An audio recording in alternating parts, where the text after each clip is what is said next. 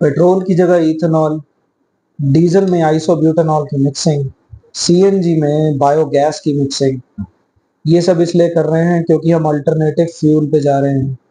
Petrol और diesel हम import करते हैं, बहुत महंगा पड़ता है, उसमें बहुत नुकसान होता है और पोल्यूशन भी होता है। क्या आप भी इन्हीं सब बातों के बारे में सोच रहे हैं? इसका थोड़ा सा डेटा देखते हैं। हमारे देश का जो क्रूड ऑयल इंपोर्ट है फाइनेंशियल ईयर 25-26 का, वो है 235 टू 245 मिलियन मैट्रिक टन्स, और उसमें से जो पेट्रोल है वो है 42.6 मिलियन मैट्रिक टन्स, डीजल है 94.7 मिलियन मैट्रिक टन्स। टोटली अगर हम देखें पेट्रोल और डीजल की जो हमारी इंडिया की कंजम्पशन है, जो इंपोर्ट्स है, वो है 137 मिलियन मैट्रिक टन, जिसकी लगभग कीमत होती है $100 बिलियन।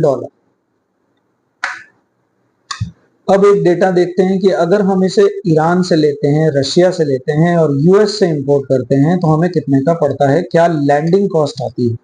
लैंडिंग कॉस्ट वो है कि वहां से उठा के यहाँ तक हमारे तक पहुंचना, जिसमें फ्रेट, भाड़ा, इंश्योरेंस सब कुछ बीच में आता है, लैंडिंग कॉस्ट हम उसे बोलते हैं।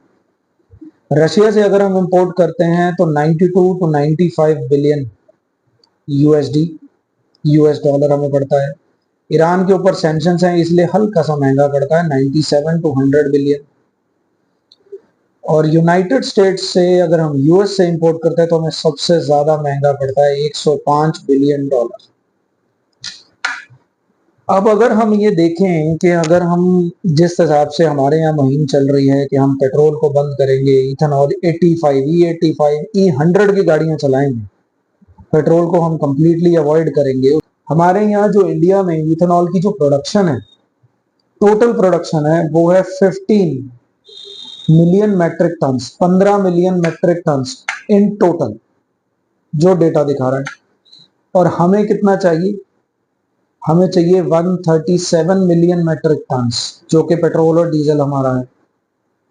डीजल हम इसलिए कंसिडर कर रहे हैं क्योंकि धीरे धीरे डीजल का भी बंद हो जाएगा और डीजल का जो कंजम्पशन है वो भी पेट्रोल पे शिफ्ट हो जाएगा या फिर अल्टरनेटिव सीएनजी के ऊपर। मेनली हम पेट्रोल का यहाँ पे लेके चल रहे हैं। तो अगर हम 137 मिलियन मैट्रिक टन, तो $105 बिलियन पड़ता है।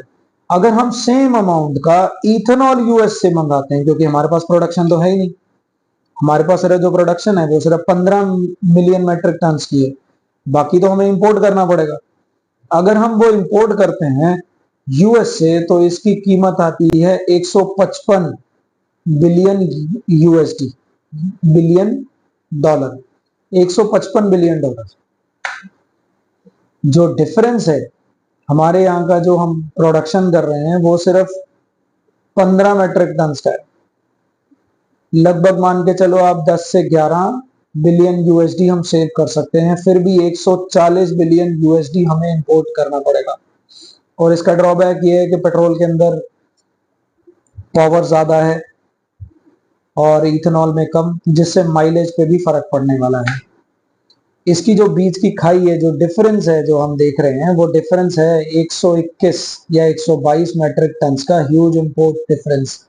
हम इतना इथेनॉल अभी फिलहाल हम नहीं बना सकते अपने यहाँ पे, उसको बनाने में उसको टाइम लगेगा और इतनी प्रोडक्शन, इतनी सेफ्टी, इतनी प्रमोशन हमारे यहाँ पे अभी बहुत लंबा जाएगा। तो इंपोर्ट E85 या E100 जब हम रन करते हैं तो हमें इंपोर्ट पे डिपेंड होना पड़ेगा, और इंपोर्ट पे डिपेंड होने के लिए हमें यूएस पे डिपेंड होना पड़ेगा, जिसकी वजह से हमारा जो पेट्रोलियम का, क्रूड ऑयल का जो हमारा इंपोर्ट है, उससे ज्यादा खर्चा हमारा इथेनॉल इंपोर्ट करने में लगेगा।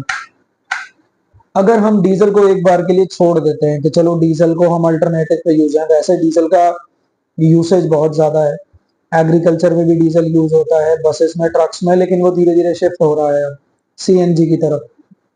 अगर हम सिर्फ पेट्रोल भी देखें तो 42.6 metric ton, million metric ton petrol जो हम इंपोर्ट करते हैं, तो पेट्रोल सिर्फ 33 बिलियन यूएसडी का आता है। अगर हम सेम अमाउंट ऑफ इथेनॉल अगर हम यूएस से इंपोर्ट करते हैं तो वो 37 बिलियन यूएसडी आएगा।